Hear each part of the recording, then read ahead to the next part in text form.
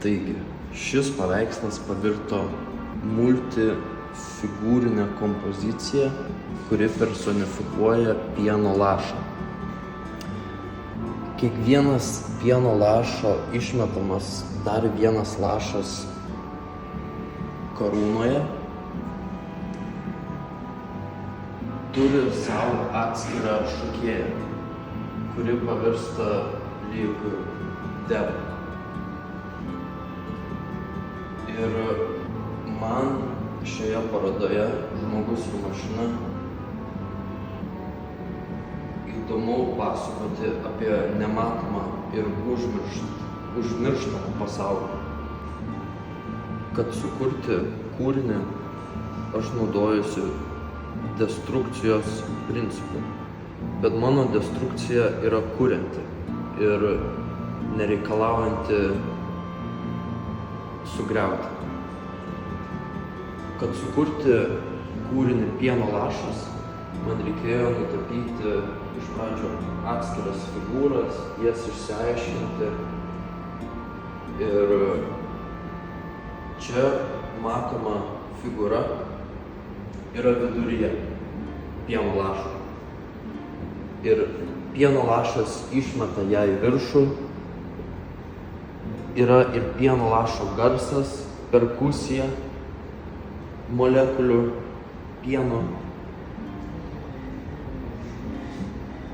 Ir čia aš bandau su šia figūra simbolizuoti savo matytą viziją.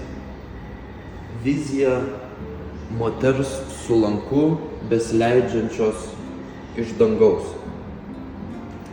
Ir tą idėją aš pabandžiau simbolizuoti pastatydamas būgną. Ir mano klausimas jums, kaip skamba būgnas, jeigu ši deva gali skraidyti? Šio paveikslo pavadinimas Pasakojus. Ir papasakosiu aš jums pasaką apie dvi sesutės, kurios per kalnelį nesueina. Ir susitiko jos ant tramplino krašto, kur susitinka ir visos visatos. Šį paveikslą Gerki sesutė gerki nutapiau prieš karantiną, prieš prasidedant COVID karantinui. Ir per tuos metus galbūt nutapiau 10 iš viso tokių paveikslų. Ir 2 iš jų iškeliavo į Luben Art Foundation. Ir praeitais metais dalyvavo parodoje Pietų Korėja. Bet istorija nesibaigia vien tik su šitų motyvų. Būnant Juodkalnijoje, prie baseino sutikau tikras 2 seses. Tenai tuo pačiu buvo kranas, kurio jau nebėra. Ir kopijuodamas, iš pradžių pasirinkdamas kopijuoti kito fotografo nuotraukas, atradau susižavėjimą kito žmogaus kūriniais. Ir norėjau sukurti tąsą ir tęsinį į meno pasaulį. Tai va.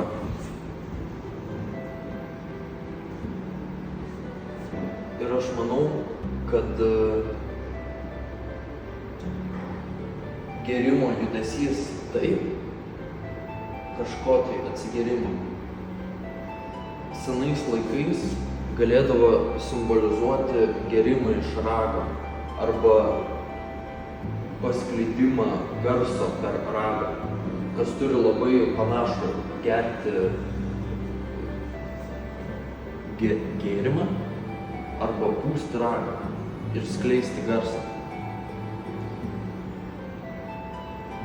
Ir klausimas man pačiam,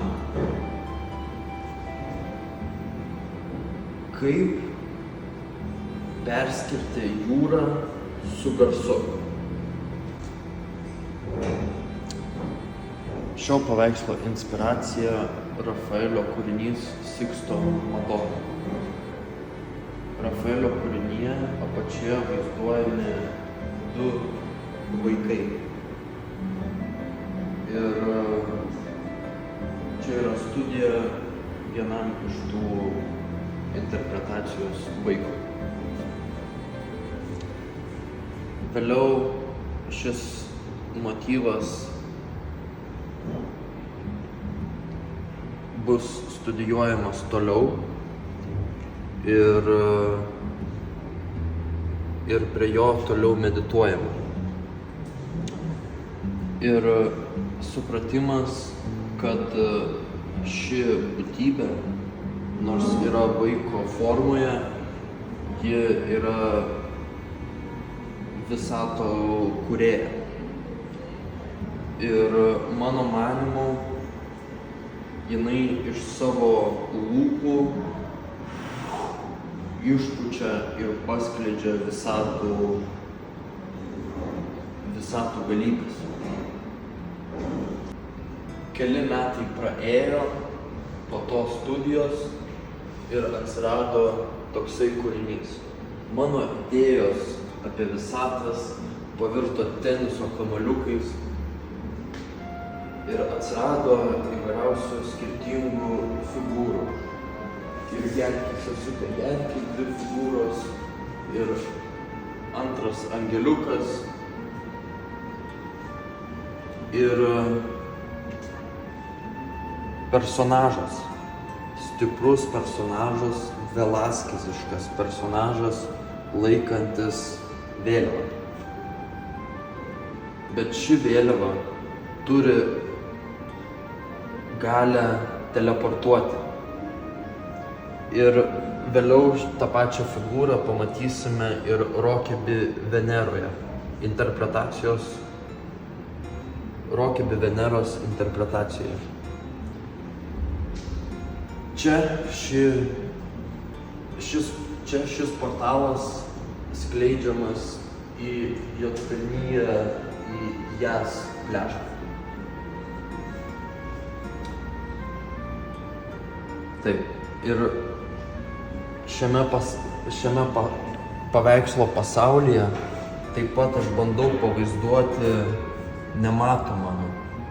nematomas gyvybės rūšis.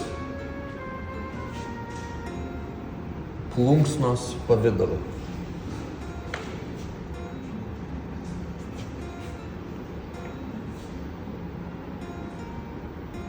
2018-2019 metais prieš karantiną pasaulyje vyko vakarėliai.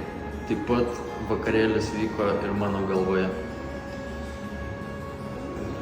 Dalyvavau festivalyje Supynės ir tenai darėm Drink and Draw. Prieš tai buvo toksai Algimantas Černauskas organizavo. Vėliau su kompanija žmonių organizavom toliau Drink and Draw, bet festivaliuose. Ir čia yra vienas iš motyvų, kuris buvo pozuojamas per Drink and Draw sesijas. Čia taip pat matomi kiti menininkai kaip upė ir jos rankšluostis. Ir taip pat mergina su teleportacijos galiomis. Čia vaizduojamas bendras pasikartojantis motyvas šventoji granata ir pieno lašas. Aš taip tą nusprendžiau įklijuoti ir naudoti tuos simbolius, kad sukurti bendrą bendrą istoriją. Kadangi visi šie paveikslai pasakoja apie miesto sukūrimo legendą. Ar tai būtų Vilniaus legenda, ar tai būtų Romos sukūrimo legenda. Nes kiekvienam miestui sukurti turėjo iškristi pieno lašas. Ir pieno lašas iškrenta per vidurį tarp jų. Ir yra kuriamas fokalinis taškas, į kurį žiūri visi veikėjai. Ir taip aš bandau pavaizduoti užmirštamą, nematomą pasaulį.